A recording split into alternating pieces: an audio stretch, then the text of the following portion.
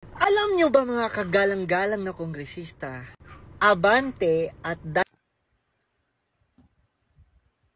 Hoy, lalaking, mukhang gihotoy.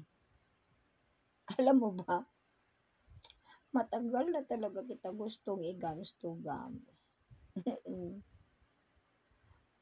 Nakakatawa ha. Ano sabi mo?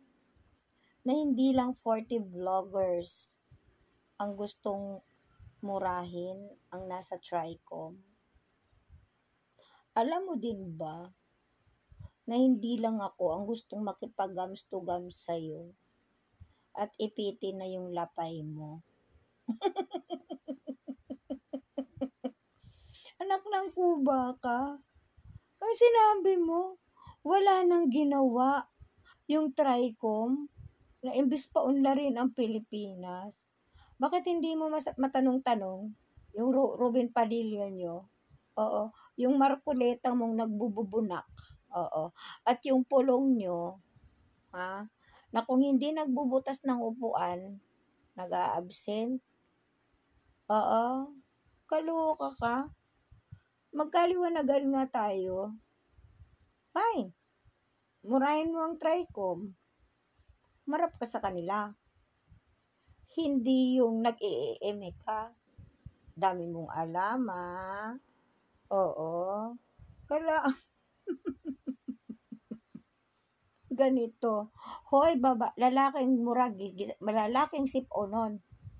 Oo.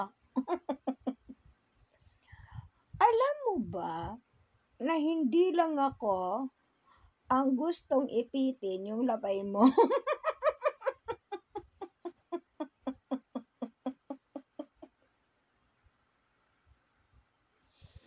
Kaloka.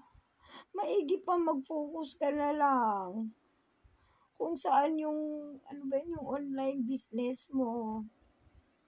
Kasi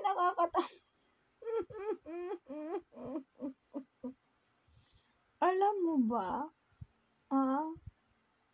na gusto na kitang tuktukan ng, alam mo, Bi, sa totoo lang, mas maigi pa yung balot. Alam mo how to process balot?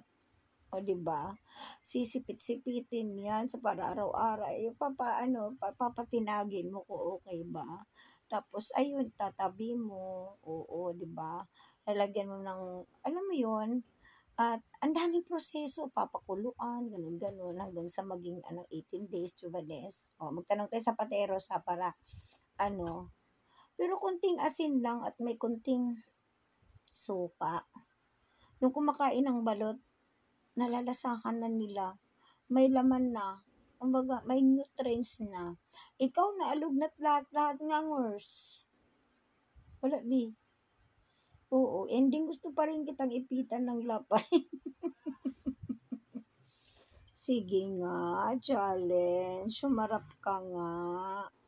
Oo.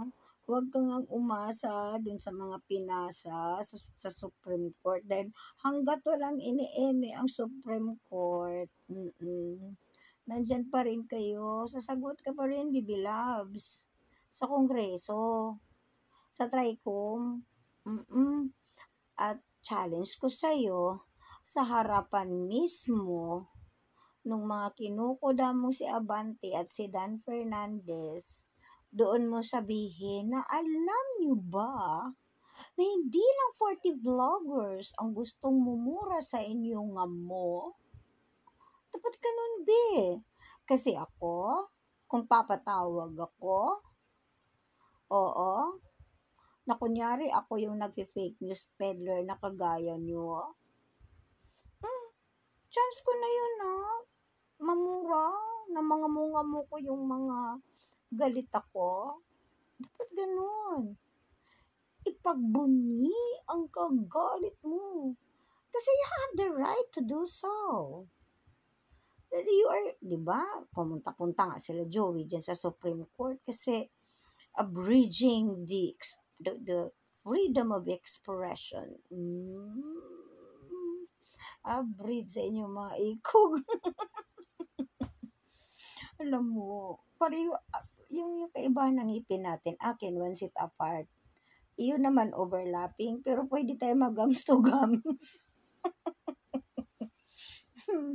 Hindi mo nakuha ang gigil ko, be. Nakuha mo, achieve na achieve mo. Yung natatawa ko sa'yo.